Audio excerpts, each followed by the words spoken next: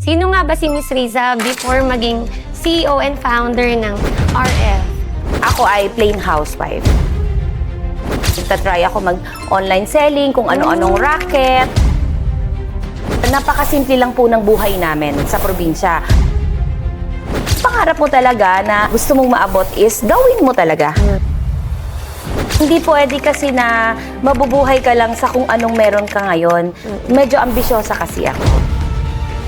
Talagang nag-ambisyon ako na umangat and then nag-ambisyon ako na magkaroon ako ng sarili kong negosyo.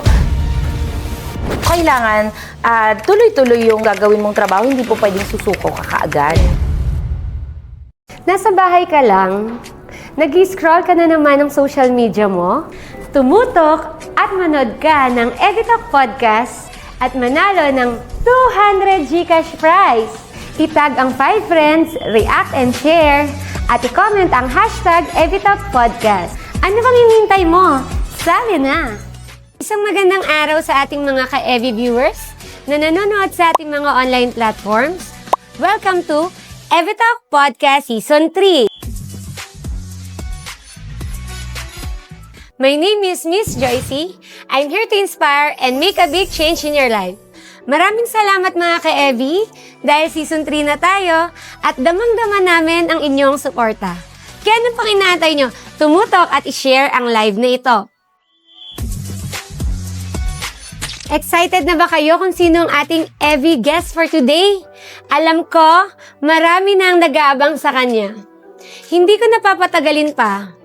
She's the woman of inspiration and the owner of the best leading service provider here in the Philippines, RF Proactive Marketing Global Incorporated. Let us all welcome Miss Rosary M. Ledesma, also known as Miss Riza.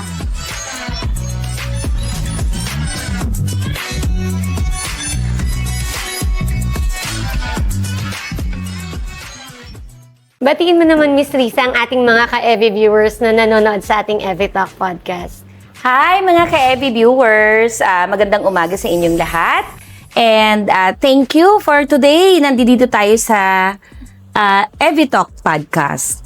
Ayan, thank you so much, Miss Riza. Alam kong sobrang busy mo and talagang nabigyan mo kami ng chance na ma-interview ka kasi sobrang inspiring talaga yung story mo. And syempre, yung business nyo, grabe, ang tagal na. Miss Riza, kamusta naman ang pagpunta mo dito sa aming set? Well, medyo dumaan tayo sa malakas na ulan. Oo, medyo traffic ng konti. Alam mo naman, nowadays, yung mga street natin talaga, hindi na mawala ang traffic, no? Pero, maayos naman. Nakarating ako ng maayos and then, nakarating ako ng mas maaga dun sa time na pinag-usapan natin. Thank you so much kasi kahit umuulan, andito ka pa rin. So we're very committed. And andun yung talagang pag may sinabi ka, gagawin mo. Yes, diba? of course. Yes. Ganun tayo. Kumbaga, kung ano yung napag-usapan, dun tayo. Hindi tayo sumisira doon. Yes, it's a sign of commitment. Yep. Diba? So, Miss Riza, ayan, excited na yung ating mga viewers na makilala ka. Kasi nakita ko rin, ang dami mo nang nare-receive ng awards. Hindi lang ikaw, pati yung company mo. So, sino nga ba yung behind, no? Sino nga ba si Miss Riza before maging CEO and founder ng RF? Okay. Hi mga ka-Evi. I am Rosary Ledesma. You can call me Riza for short para hindi kayo mahirapan. Sa name ko, medyo mahaba. So, ako po ay galing ng probinsya. I am from Marinduque, the beautiful province of Marinduque, no? So, before, ako ay plain housewife, no? A plain housewife with my husband Francis Ledesma, and then siya po ay seaman. And ayun, nung pumunta kami dito, simple lang po yung buhay, no? Talagang pumunta ka sa lungsod na baon-baon mo talaga yung pangarap mo para umasenso ka, no? So dati ako ay plain housewife lang, and then nagtatry ako mag-online selling, kung ano-anong racket, ganyan, para syempre makatulong din naman. Hindi naman pwedeng nag-aantay ka lang ng sahod na pinapadala ng asawa mo. ngayon. So galing kang probinsya. I am proud. Anong ginagawa mo sa province? Ay, well, kami ay, napakasimple lang po ng buhay namin sa probinsya. Ang tatay ko po ay farmer at ang nanay ko po ay beautician. Dati, oo. So, yun po yung nagpalaki sa amin. Doon kami binuhay na magulang namin. Pero, masaya po kami. Masaya yung family namin kasi nagkakasundo-sundo kami. Masaya kami sa simpleng buhay at hindi naman po kami nagugutom. So, kumbaga, itinaguyod kami nung tatay ko na wala na siya ngayon sumakabilang buhay na. Itinaguyod niya kami sa pagbubukid at saka ang nanay ko ay sa paggugupit noon. Hindi pa naman uso yung mga parlor. Kumbaga, yung mga beautician noon nag-iikot, naglalako ng gunting para maggupit, 'di ba? So doon kami yun yung buhay namin dati. Yun talaga. Oo. So, ibig sabihin, farmer yung father mo and then yung mother mo is nag-iikot. Ilan ba kayo magkakapatid? 5 kami magkakapatid. 5. And then kayo po ay? Pang-apat ako. Pangalawa ako sa bunso. Okay, nakatapos ka naman ng Of pag-aaral. course. Oo naman. Wow, ang galing pala ng father and mother mo. Oo. Talagang kahit ano, 'di ba? Tinaguyod naman niya kami na pag-aral kami. Nagtapos ako ng high school and elementary sa Kasili National High School. Ito po yung aking pinanggalingan talaga. And I am proud to say na hindi po, siyempre, mga nunood natin ngayon, 'di ba? Talagang galing sa, kagaya yung mga anak ko, pinapaaral natin sa mga gandang school. Pero ako, I am proud na galing po ako doon sa kung saan kami nagmula talaga, sa Santa Cruz, Marinduque. And then, nag-college po ako sa Santa Cruz Institute, sa Santa Cruz, Marinduque pa din. Ano naman yung values na natutunan mo na nakatira ka sa bukid, na nagdala sa'yo sa pagiging CEO? Well, talaga, yung pangarap mo kasi, 'di ba? Hindi po pwedeng, iniisip ko kasi noon kung magkakapamilya ako, hindi po pwedeng yung dinanas namin na hirap. Gusto ko din naman na umasenso. Gusto ko din naman na yung mga anak ko or yung family na bubuuin ko is maayos and then alam mo yon, gaya nung iba na nakakapasok sa mga maayos na school, 'di ba? So yung values na natutunan ko dito is yung pagiging alam mo yon, masigasig ka talaga, masipag at saka dedicated ka talaga doon sa gagawin mo at saka doon sa ginagawa mo, yung pangarap mo talaga, kailangan mo talaga siyang ma-achieve.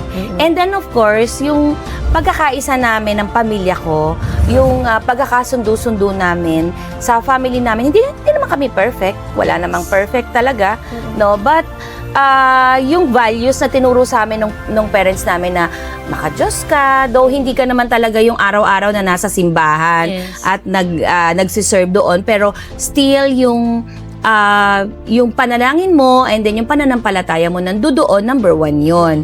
And then second is yung, syempre, kung yung pangarap mo talaga na gusto mong maabot is gawin mo talaga. Kumbaga, magsikap ka talaga para maabot mo talaga yung pangarap na yun. So, feeling ko yung pagkakaisa, yung pagmamahalan ng bawat isa sa pamilya, and then yung talagang eagerness natin na magtagumpay. And ang isa sa napakinggan ko is kailangan may pangarap ka. And yung hirap ng buhay nung nasa bukid kayo, yun yung nagdala sa'yo. Kung nasaan ka ngayon. Oo naman. Hindi pwede kasi na mabubuhay ka lang sa kung anong meron ka ngayon.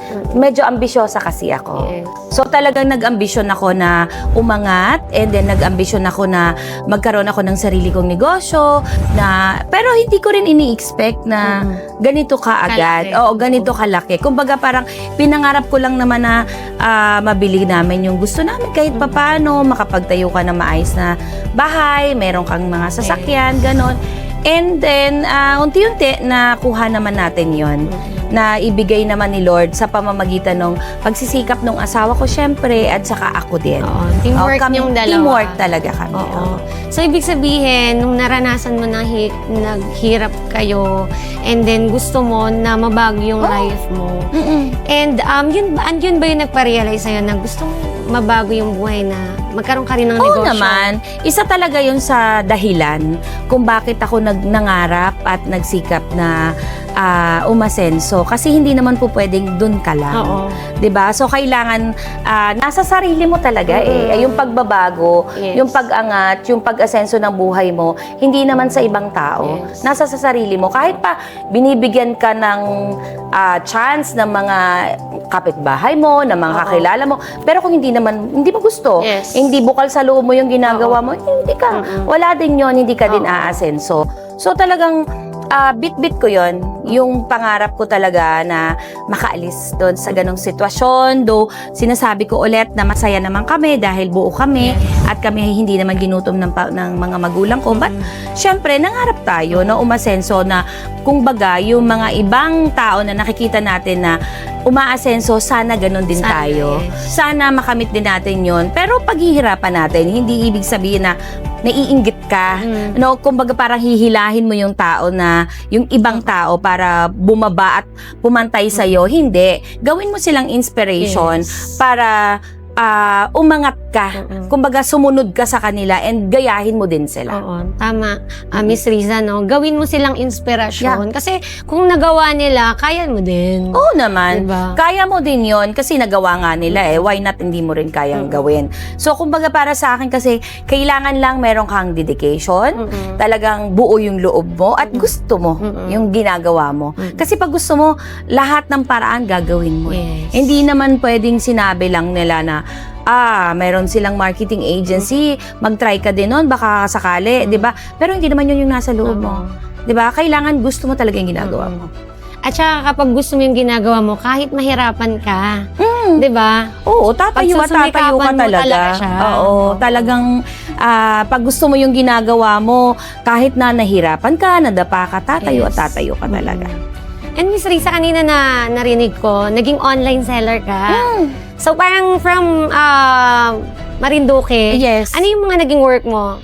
Actually, naging muna ako, government employee ako under ng administration ni Governor Carion. I am the private secretary of Governor Carion for almost 3 years, and then yung second administration na niya, hindi na ako naka-join sa kanya. And then after nun, lumuwas kami ng Manila, and then dito na kami nag-start ulit ng buhay, Yes. 'di ba? While yung aking asawa ay nasa barko, and then ako naman nagtayo din kami ng salon. So meron kaming salon ng kapatid ko, si Odette, doon sa kapatid ko. So siya yung partner ko talaga dati pa sa mga businesses na maliliit naman. And then online seller ako, kung ano-ano na lang yung, syempre umuso naman yun, yung mga bags, mga Ano rin ang tininda mo?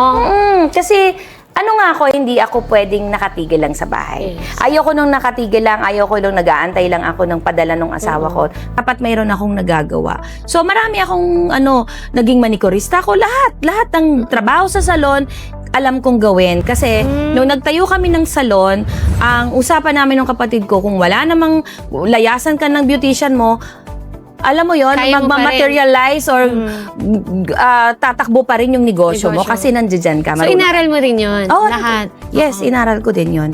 So kailangan lang talaga lahat, wag mong sasabihin hindi mo kaya. Lahat kaya mo. Ganun. Ano yung pinakamahirap nung tinatayo mo tong negosyo na to? Na Mahirap. pinagdaanan? Napakahirap siya at first, lalo na nung una. Kasi hindi mo alam kung may isang kliyente ba na magtitiwala sa iyo. Yes. Oo. Kasi sa services. Services kasi kami. So, kumbaga hindi mo alam kung papatok ka ba, kung ikaw ba ay magtitiwala ba yung kliyente na lalapitan mo, na kaya ba nila, 'di ba? So, andun yung takot, ang dami talagang hirap. And then, nung nakakuha ka na ng kliyente naman, isa sa mga pinagdaanan natin na mahirap is yung sa collection. Kasi hindi naman hindi naman lahat ng kliyente kasi is talagang bayad agad. So may process kasi yan. So you have to submit liquidation, the report, and yung mga kailangan nila bago sila magbayad. So kailangan mo talagang maglabas muna. So parang ganun yung ginawa mo, talagang para makilala kayo, talagang ang mahalaga is makakuha mo na kayo ng mga kliyente. Oo. Kasi ang client namin noon, unang-unang nagbigay sa akin ng project is ang JS Unitrade. So si JS Unitrade talaga, hindi ko siya makalimutan kasi hanggang ngayon client pa rin namin siya. Since 2015, nagbago-bago na yung mga brand manager, trade marketing manager, still andyan pa rin kami kay JS Unitrade. Kasi kaya very thankful ako sa kanila kasi sila yung unang-unang nagbigay, though napakaliit ng project na ibinigay sa amin. We started at 5,000 and then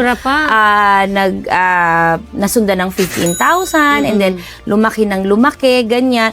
Pero hindi naman namin tinitinan yung amount or yung cost ng project o project cost na tinatawag kasi ang importante sa amin is masubukan nila yung services na meron kami at paano namin i-handle yung project na ibinigay nila sa amin. Kasi feeling ko naman, okay naman. Kasi until now, nandiyan pa rin sila. At ang pinakamahalaga doon, is may nagtiwala agad, di ba? Nagtiwala ka agad sila. muna nila yung services. Oo. And then, palaki ng palaki. And then, hanggang sa nagkaroon kami ng other clients. Andiyan ang Mega Fishing Corporation. Naging URC din, yung sa URC. Then we have Asia Brewery. And then, marami pang iba. We have Montosco, Solane, ano pa ba? Sespri. Ayan. So, ang lalaki ng mga companies na hawak nyo. Cosmetic Corporation yan. Ang dami. At marami pang iba. So, yung iba, hindi ko na-mention. Hindi ko ma-memorize. But, yun. Yes. So far, nakakatuwa lang na sila, mismo yung mga clients ko, nagre-refer doon sa other clients din. So yan, nababanggit mo yung mga companies na clients nyo, no? Siyempre, yung mga viewers natin, ano pa yung ginagawa talaga nila? So, ma'am, pwede nyo bang i-share ano yung mga services na ino-offer nyo sa RF Proactive? Okay. Dito po sa RF Proactive Marketing Global Inc., marami po tayong services na ino-offer. So, knowing below the line promotions, kailangan po natin kasi na hindi lang kasi sa yung pagdating sa advertising, hindi lang kasi puro commercial or media, alam mo yon yung billboards, etc. or social media. Ngayon, ang mga kliyente talaga mas pabor or hindi pa rin nila inaalis yung below the line promotion. So, doon pumapasok yung aming mga services like we do sampling and selling, mall and store activation. We do sampling and LRT or terminals or lahat yan, yung lahat ng mga terminals na pwede natin puntahan. And then, we can do also conventions or exhibits, 'di ba? So, meron din kami mga fiestas or barangayans. We can do house-to-house selling and SSS blitz or seedings. So, marami pa po kaming iba na pwedeng i-offer. Actually, ngayon, nag-venture din kami into above the line. Ito po yung gumagawa kami ng mga commercials. And then, meron kasi kaming production team. Now, meron na din kaming ultimo yung fabrication, boot fabrication, and then printing and other materials, large format. Meron po kami kay RF Proactive Marketing Global Inc. So, yung mga nangangailangan dyan, yung mga brands na nag-uumpisa pa lang or yung mga giant companies na gusto nyo pong dumagdag sa aming mga clients na hinahandle, andi dito lang po si RF Proactive. So, ibig sabihin, ma'am, hindi lang naman mga giant, pati yung mga nagsisimula. Yes, oo. So, you can work sa budget na meron Opo, we always work within the budget ng client.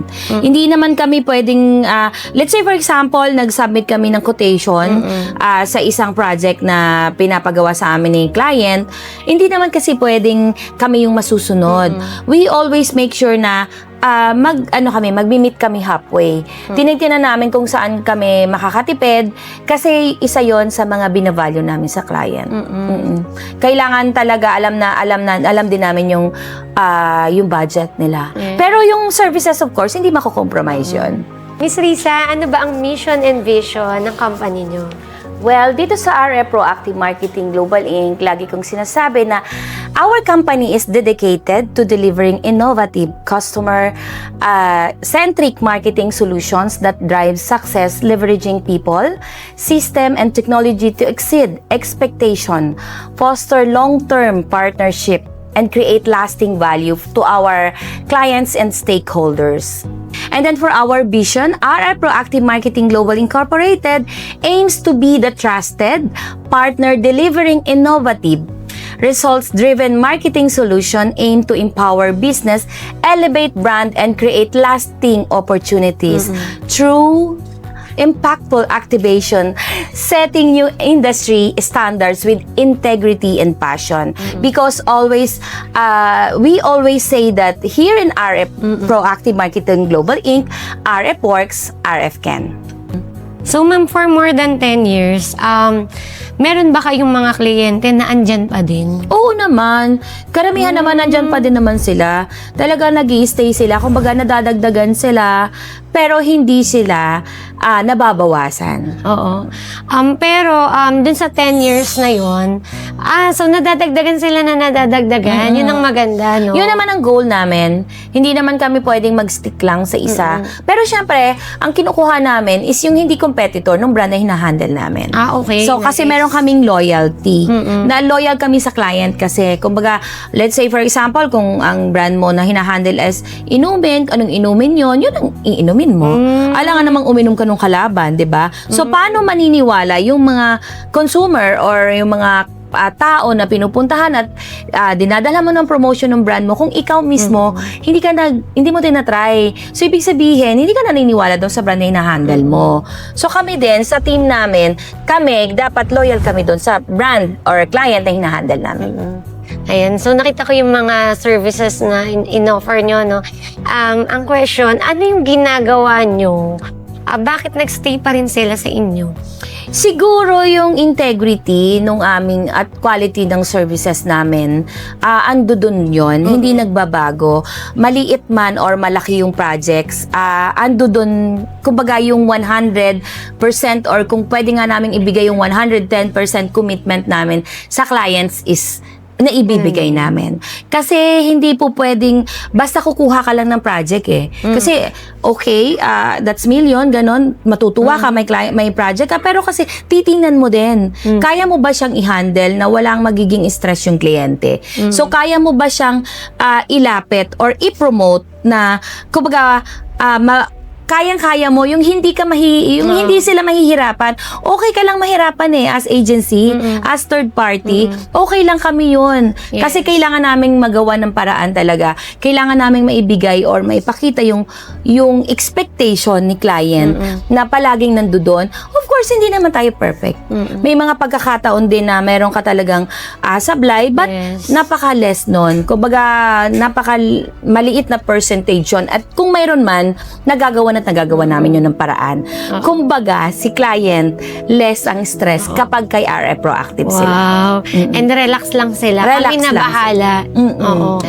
So, sa dami ng mga marketing agencies and advertisement na meron sa market, no, sa labas, ano yung unique sa inyo? Sa RF? Well, actually, lahat naman ng mga agencies or companies, sasabihin natin may kanya-kanya tayong forte. So, di ba merong sinasabi nga sila na may mga kanya-kanya kayong stronghold? Yeah. No? So, para sa akin kasi, lahat naman ng bagay or lahat ng mga project na ibinibigay sa amin, masasabi kong stronghold namin. Kumbaga, hindi kasi ako tumatanggap ng hindi nga namin kaya. No? Hindi porket malaki yan, tatanggapin mo lang, ganun. Ang tinitinan ko rin is yung quality ng project or nung brand. Number one kasi sa akin na yung bang brand na i-handle ko is kaya ko bang paniwalain yung consumer, 'di ba? So kaya ko bang ilapit sa kanila? Kaya ko ba itong i-promote? dapat ako mismo makukonvince. Oo. Makukonvince ko yung sarili ko na kaya ko to eh, 'di ba? So ang edge ko doon is tumutulong ako, nagko-comment ako eh. Nagsasabi ako sa client ng mga naririnig ko, nagsasabi ako sa client ng mga ideas na meron ako. So parang nagiging inaari ko na sa akin yung brand na hinahandle ko. So kumbaga hindi ako agency lang. I treat them as partner. So, kumbaga parang pag sinabi mo kasing partner, you are with them. Yes. So, kumbaga kasama ka na magbuo ng project na yon, kasama ka na mag-promote ng brand na yon. So, with that, kumbaga, iisipan ng kliyente na talagang andun yung puso. Yes. Andun yung pagmamahal mo dun sa brand na hinahandle mo. At andun yung loyalty mo. Yun ang meron kami sa RF Proactive po. And mararamdaman yun ng brand owner. Ramdam nila. Oo. Ramdam nila kasi sila din, after kasi namin mag-project, andun yung commendation, 'di ba? So, nagpapasalamat sila. Minsan, nagbibigay sila sa amin ng mga tokens na kahit na hindi naman napag-usapan or wala naman sa contract yun, alam mo yun, nagbibigay sila kahit minsan may mga incentives like yung Mogo-Mogo, napakagaling niya magbigay sa amin ng mga incentives. Kasi, May incentives eh. opo, kumbaga, beyond doon sa mga contract or cost estimate, talagang sila yung eager na, ay, ang ganda ng result ng ano natin dito. Miss Risa, magbigay tayo ng incentive sa mga tao. So, again, it depends upon the client naman. Narinig ko nga kanina na yung parang inaangkin mo, inaari mo yung company. Kaya talaga palang patuloy pa rin silang nag-a-avail ng services. So, ikaw yon. How about yung mga empleyado mo? Oh, lahat Paano mo na-handle ang napakaraming empleyado nationwide? Oo, actually, ang empleyado naman namin ay nationwide talaga. But, yung mga nationwide namin ay project-based. So, kumbaga, it depends upon the project. Kung ilan days lang sila magra-run, ganyan, on-call sila. Doon sa office namin, lahat yan, kung ano yung, kumbaga parang sineset ko kasi yung sarili ko as their example. So, kumbaga, nakikita naman nila kung paano ko mahalin yung brand. So, sila din, ganun din. So, naipapasa mo kung ano yung gusto mong mangyari sa brand? Yes, and thankful ako, lahat doon sa staff ko, walang pasaway doon. Lahat doon nagkakaisa kami. Kumbaga, tsaka ako nangihingi din naman ako ng idea sa kanila. Hindi naman porket boss ka, ikaw na lang yung masusunod, di ba? Ikaw na lang. Nagtatanong ako sa kanila, may kulang ba? May kailangan ba tayong i-improve? Or may kailangan ba tayong idagdag dito? Kasi kailangan natin pag-usapan to, hindi ko naman magagawa mag-isa yon. Di ba? Kailangan ko sila. So, yung staff ko talaga, kung paano ko mahalin yung mga brand na hinahandle ko, ganun din sila. Ano yung naranasan mo na hindi mo makakalimutan, and then ano yung natutunan mo doon? Oo. Some of those, kasi at least Marami. ibig sabihin Marami meron. talaga. Oo. Yung iba kasi, syempre, di ba, isa daw sa pinakamahirap na business is to handling manpower. Kasi ang manpower ay iba-iba tayo ng isip. Okay. May kausap tayo ngayon na maayos, tapos bukas, iba, hindi na naman.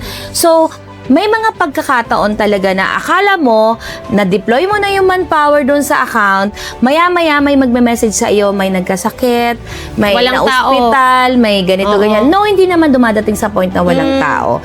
Kasi, once na sinabi ng push girl or ng manpower na, ma, may emergency, blah, blah, blah, hindi po kami makakapasok, ganyan. Meron ka ako palaging buffer. So, doon pumasok yung, ano ba yung kailangan mong gawin? Ano ba yung dapat na solution mo pagka may mga ganun kang scenario, no? Meron kaming backup. So, kapag nagpa-intro kami sa isang store, meron kami palaging buffer. So, dalawa sila. At least umabsent man yung isa, meron kaming backup na pwedeng ipasok kasi hindi po pwedeng mapahiya tayo sa kliyente.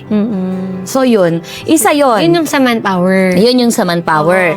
So, meron din naman mga pagkakataon na sa business, hindi maiiwasan na may mangluloko sa'yo.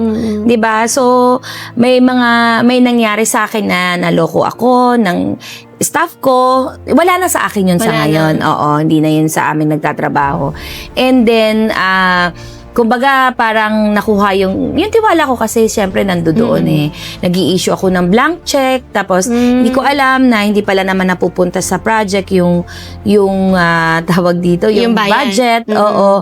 Or kung mapunta man is kalahati lang, ganyan. Binabawasan. Oo, may mga ganon talaga. Kasi dahil nga tayo ay lubos na nagtitiwala dahil inari naman natin silang kapamilya doon sa business. Kumbaga, sabi ko Andun na nga yung doon tiwala. sabi ko nga doon sa mga empleyado ko na wag ninyong ariin na kayo ay empleyado lang. Iisipin nyo na isa inyo rin yon, sa inyo din itong office para at least mamahalin ninyo eh. But once na sa inyo yung kumpanya, pababayaan mo ba?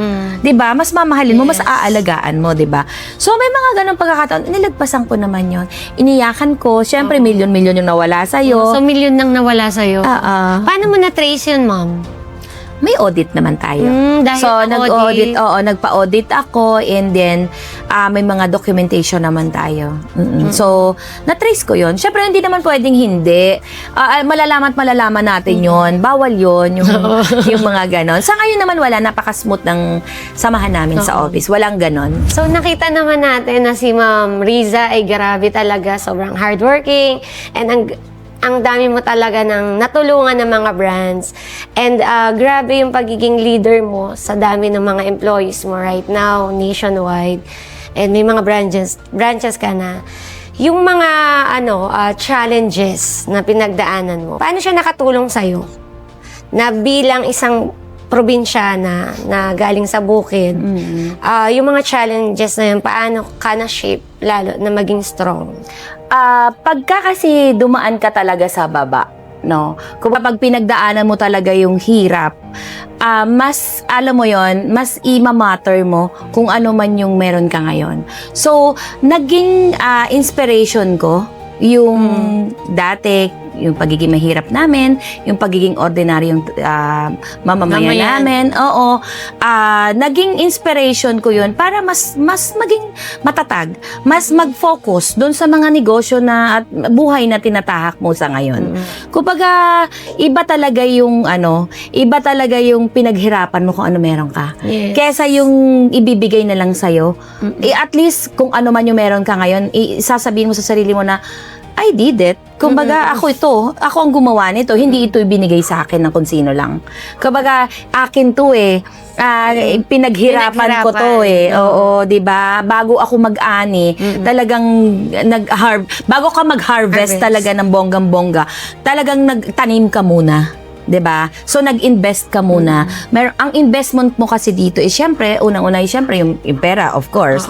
And then pangalawa, ang investment mo is yung dedication mo, yung pagmamahal mo sa ginagawa mo, yung kagustuhan mo at eagerness mo talaga at yung pangarap mo. Ano yung maipapayo mo sa mga kababaihan na walang lakas ng loob na magnegosyo or makuha yung mga pangarap nila? Sa mga kababaihan, lagi niyong lagi nating iisipin na tayo ay babae, hindi babae lang. Kumbaga parang, yung kayang gawin ng mga lalaki, kaya rin natin gawin. Hindi kasi ako naniniwala doon sa parang magkaiba yung kayang gawin ng lalaki versus sa kayang gawin ng babae.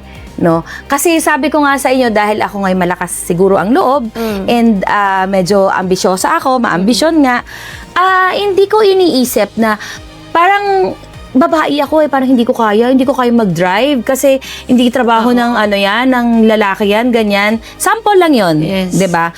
So, tayo kahit nasa bahay, kaya natin kumita. Noong time na wala akong negosyo, yung asawa ko lang ang nasa barko, though good provider naman talaga ang asawa ko at hindi talaga naman kami hindi kami nagutom. Doon naman talaga ako nag-start na maging okay ang buhay.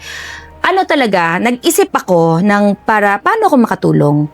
Paano madagdagan yung savings namin or paano madagdagan yung kita namin or paano ko magawa, mabili or makain ng gusto ko nang hindi nababawasan hindi na ko compromise yung ibang bagay or yung savings ng asawa ko. So tayo na mga babae, kaya natin kumita, kaya natin pwedeng maliit na business lang. Hindi naman kailangang malaking kumpanya. Pwede kang gumawa ng sarili mong negosyo sa bahay mo lang, 'di ba? Pwede kang kumita kahit nakahiga ka lang, 'di ba? Kung talagang Marami gusto ng mo. paraan. Maraming paraan. So again, nasa tao po 'yon. So tayong mga babae, hindi natin pwedeng sabihin na yung mga ginagawa ng mga lalaki hindi natin kaya kasi tayo mga babae nowadays ay strong, 'di ba? Kayang-kaya nating gawin 'yan. Hindi wag na nating iisipin na ang mga lalaki ang kumbaga parang masusunod. Although talagang susunod tayo sa mga asawa natin, ganyan kasi syempre nakasanayan na natin 'yon, respeto, 'di ba? But hindi ibig sabihin na wala tayong magagawa. Kailangan, kayang-kaya natin. Kaya kang gawin. Tayong mga babae ay hindi babae lang. Yes. Diba? Sabi nga Babae nila, ako. babae tayo. Oo. Diba? Ganon. Thank you, Ms. Riza, for sharing with us your inspirational story na talaga namang kapupulutan ng aral at pag-asa ng bawat isa. At before katuluyan na magpaalam, baka may gusto ka pang batiin at i-promote. Okay, gusto ko pong batiin at pasalamatan unang-una yung aking mga clients na matagal na nagtitiwala sa RF Proactive Marketing Global Inc. And then yung aking pong family, yung mga anak ko, si Tristan, si Crisel, si Chris, si JJ, yung husband ko po, si Francis, and then of course, yung aking pong mga RF Angels. Kung tawagin ko po yung aking mga empleyado is RF Angels. So from General Manager Abigail Peralta and lahat po ng mga staffs and supervisor. Kasama ko po si Miss Lynn ngayon dito sa studio. So, maraming salamat po sa suporta na ibinibigay niyo po palagi sa RF Proactive Marketing Global Inc. And doon po sa mga brands and clients na nangangailangan po ng services below the line to be your marketing arm, please don't hesitate to call us or check our website. It's www.rfproactive.com. We have a FB page, ang RF Proactive Marketing Global Inc. And then, you can email us also to rf.proactive.inc@gmail.com.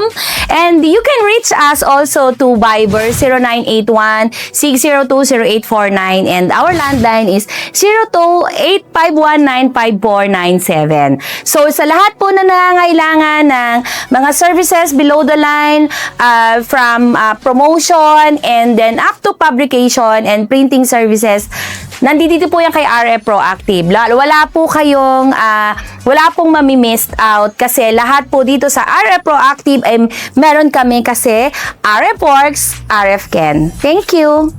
Thank you so much, Ms. Riza. Alam ko sobrang busy mo. And ang grabe, ang daming na-inspire sa inyo na dating probinsyana, dati lang sa bukid, pero ngayon, grabe, ang layo ng narating.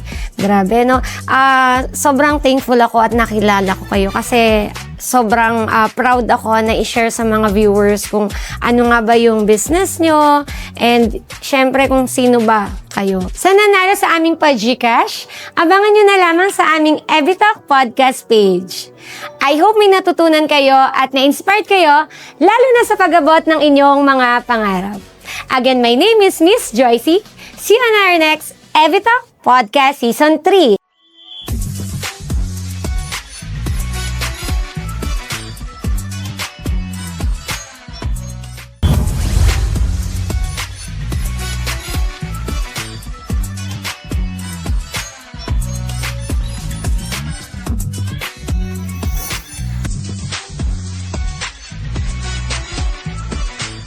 Evitalk Podcast would like to thank the following: Evidence Health Beauty and Skin Essentials, MacJoy E-Commerce Corporation, J. Caprioli Designs, etc., Print Pinas Los Baños,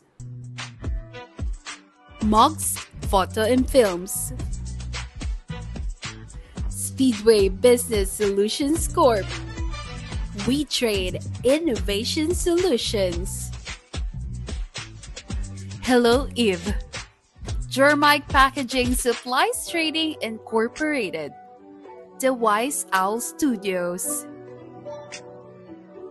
Hisopos Global, Ria Juana Distribution,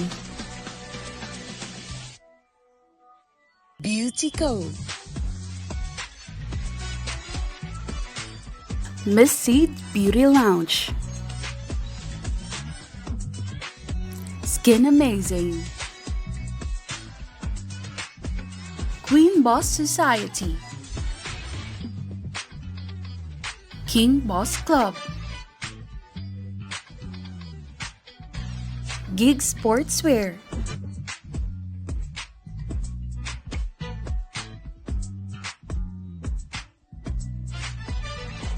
Manang Aneng, Presyong Kapatid. Comey. D&M Manufacturing Corporation. Buchan, Manila. Divine Touch Makeup Artistry. RF Proactive Marketing Global Incorporated. In partnership with Gutierrez Media Productions. Pinoy Extreme, pasyal tayo.